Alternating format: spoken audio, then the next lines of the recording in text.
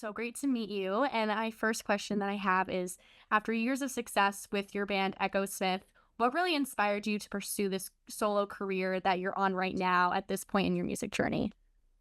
Yeah, I actually was just writing a lot of songs, especially when we were home a lot more. And the more I was writing songs, the more I realized that I was writing maybe not for the band. And that was sort of a scary feeling at first.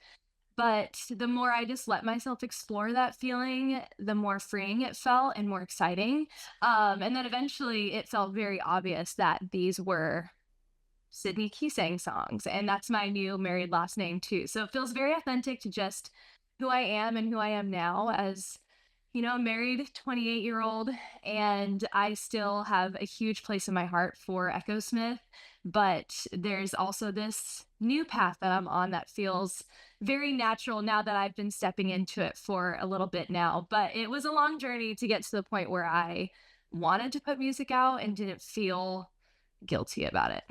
Yeah, no, that's great. And I feel like with that new authenticity comes new sound. And how would you really just describe your new solo sound compared to your work with Echo Smith?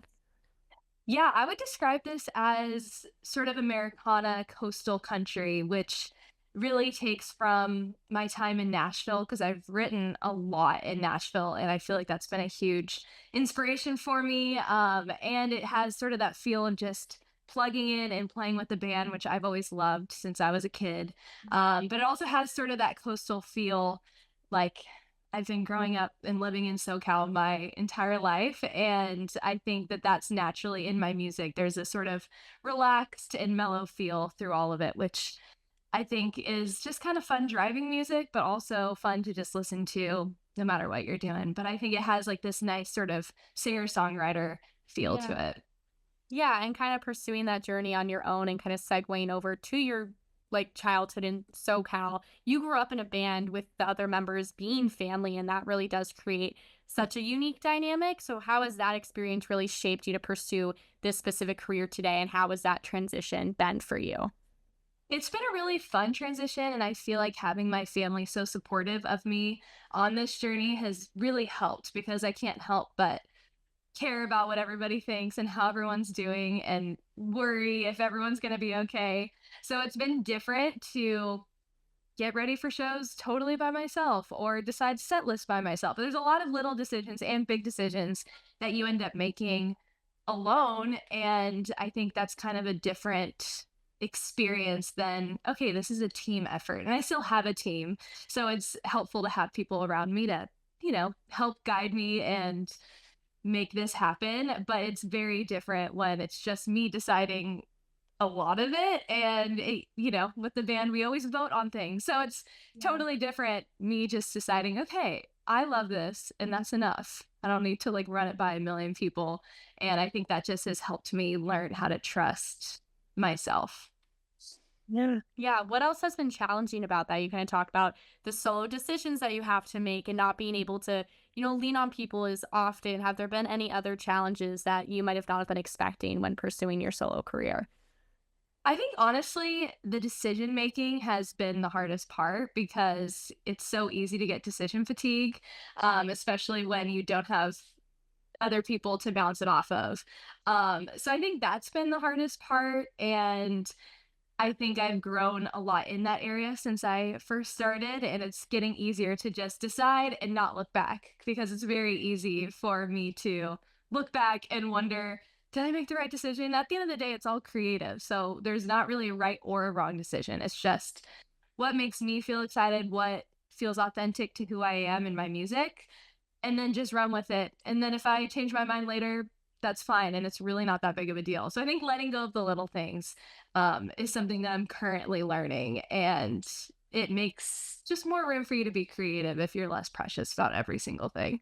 Yeah, no, that's so important. I would love to transition a little bit more to talk about your upcoming work phases, which is so awesome. Yeah. Congratulations on that. But Thank you said you. something, I have it written down right here. There's something really beautiful about leaning into the growing pains of it all. Life will always be a series of phases, and I can't wait to see what my next phase will be. Talk about that a little bit. I feel like that's such a statement, and I think everyone really does experience those growing pains, especially during large life transitions like one that you're experiencing now. So, if you could elaborate on the inspiration behind phases and what really want made you want to make this record. Yeah, it felt very natural to talk about the changing of the seasons in my life because I've experienced so much change already, even though, like I said, I'm only 28. I still feel like I've been through so many phases already because I started working at such a young age and traveling at such a young age. So all of it really affected me for better or worse. And I feel like it's been quite the journey of just coming of age. And I think that's always going to be the feeling. I mean, it's hard not to keep writing songs about coming of age because I think we always are. And we really tie that term to just, when you're going from teenage years to adulthood. But I think in adulthood, there's so many different seasons, and you're continuing to just become who you are and hopefully a better version of who you are. But it has felt very timely, I guess, to talk about the different phases in my life. And, we cover all sorts of things like self discovery, marriage, falling in love, and just trying to grow into a person that I like looking at in the mirror. And that's kind of hard when you're experiencing a lot of things that are outside of your control. Um, but I think that this collection of songs really addresses all of that and everything in between, which is really important. Like you said, everybody goes through transition, and it's hard to not be too hard on yourself because you have to give yourself grace and allow yourself room to change.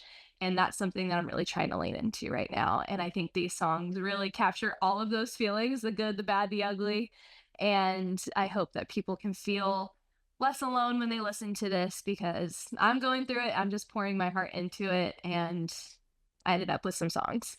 Yeah, I love that you said that you want people to feel less alone. It really shows that you want your music to touch people, as I'm sure it does. So that's really great, and congratulations on that. Is there a specific song that stands out to you on the record that you're really particularly excited to put out for a specific reason? Maybe it has a meaning behind it, or it tells a story that means a lot to you.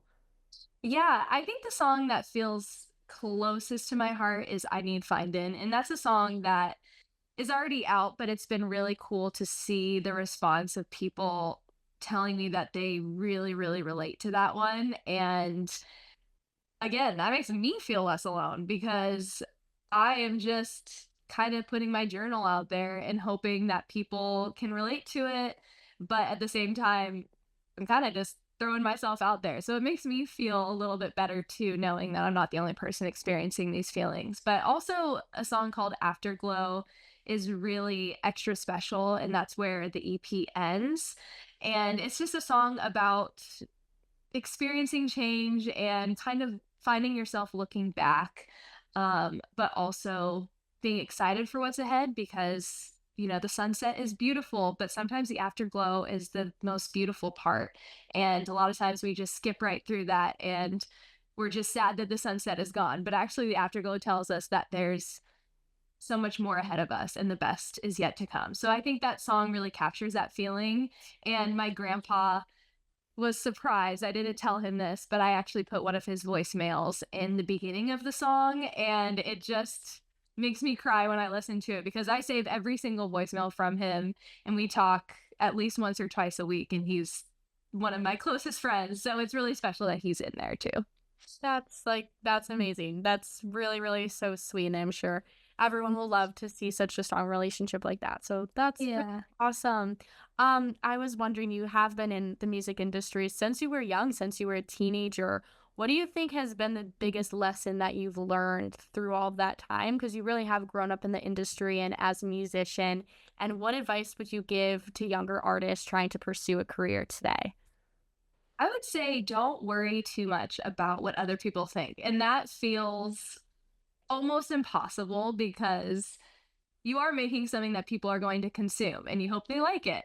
But if you are so caught up in the rat race of, I want this person and I mean, a million other people to approve and like every single decision I make, every post I post, you will never feel satisfied and you're totally going to get distracted from the entire point, which is you're creating art and you're telling your story. And creativity is supposed to be fun. It's not supposed to be so overly serious and analyzed by every single person and get approved by everybody. So the thing is there will be people who don't like what you do, and that's okay, and you have to learn how to be okay with that. But you also need to just try to cover your ears a little bit, especially when you're creating, because if you have too many voices giving you opinions, then you're just going to become more confused.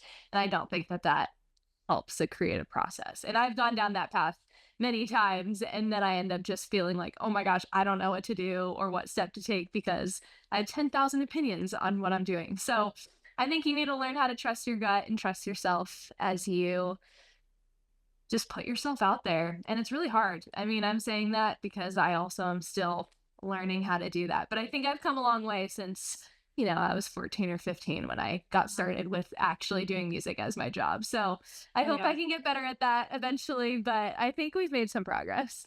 That's good. No, you're doing a phenomenal job. So it's really Thanks. awesome to see. But if you could like go back and tell 14, 15-year-old Sydney something super specific that you're like, oh, she needs to hear this, what would it be?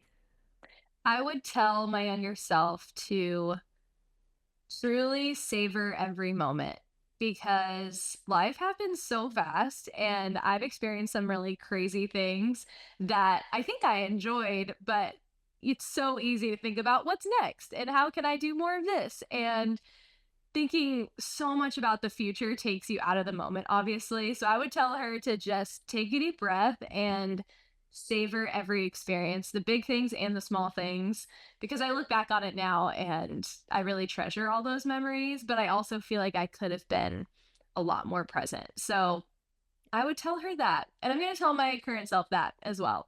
That's something Yeah. that's my goal of the year is to savor life more. And I think that just makes life so much more enjoyable, no matter what your job is or what season you're in. It's so important and just stay in the moment and stay present. That's the key. That's always so Yeah. important. But on that note, I would love to know if there's something that what are you really looking forward to in this next chapter? What's something that you're like, I cannot wait to be here. I cannot wait to do that, especially with phases coming out. What are you really looking forward to? I'm very excited for my EP release show, which is the night before it comes out. So it's June 19th in Hollywood, which, is my hometown. So I'm excited to just play all the songs and play some unreleased songs too, because I have been working on a lot of new music. So the Phases EP is just the beginning, and I have so much more I'm working on. So I'm really excited for the release show because it'll feel like we're really savoring and making the most out of this release because it's so easy to do so many things on your phone and do things on TikTok, which it's all super fun and serves its purpose, but it's really special to celebrate a release of something that you've been working on for a long time with people in person. So I'm very excited for that. And I'm excited to just continue to make music and release music. I have so much more I want to do, and I've been writing songs recently that I'm very, very excited about. So I'm excited to just keep it going. And I feel like releasing my debut EP is really just opening the door for me to continue to do this and do what I love and keep it going because I've been working on, putting this out there for honestly, yeah, it's probably been 3 or 4 years. But now that we're going, it feels like we're in a rhythm of just putting out music and doing what feels exciting to me right now. And I'm really excited to just see it come to life. Yeah. Oh, that's so awesome. Well, I'm so excited for you. I'm so Thank excited to you. listen. And thank you so much for chatting with us today. We all really appreciate it. So thank you. Yeah, yeah, it was great to meet you, and hopefully I can Yes. see you sometime soon. Are you in LA? I just came back home to Chicago. So I was in LA the past couple of months, but I'll probably be back in LA soon. So, Awesome. Love yeah. it. Well, hopefully our paths will cross in person one of these Yes. days, but I'm happy we could make this happen. Yes, me too. And yeah, I love it. Thank you so much. Of course. Okay, well, good luck with everything. I cannot wait to listen. Thank Good luck with you. the EP release party. It's gonna be so good. It'll be Yeah, so thank you fun. so much. Thank you. Of course. Bye.